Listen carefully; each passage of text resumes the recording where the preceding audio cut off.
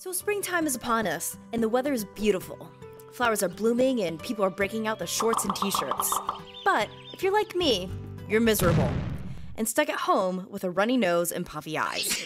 But why do we have to suffer from these horrible allergies? So an allergy is actually a mistake that the immune system is making. Normally we make antibodies to fight germs and to recognize germs, and in this case the immune system has made a mistake and instead is making an antibody that recognizes harmless things such as pollens or animal dander.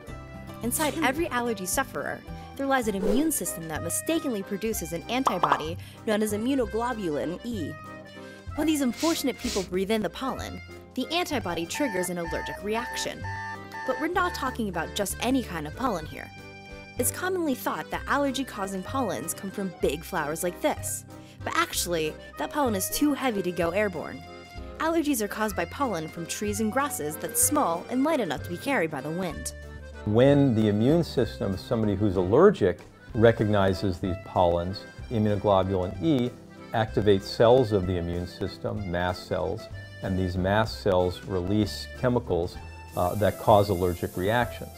One of the most well-known chemicals to cause allergic reactions is histamine. Histamine is a small organic molecule, and so the way histamine works as this small chemical messenger is that it finds a receptor that's on many cells of the body called a histamine receptor and sends that cell a message.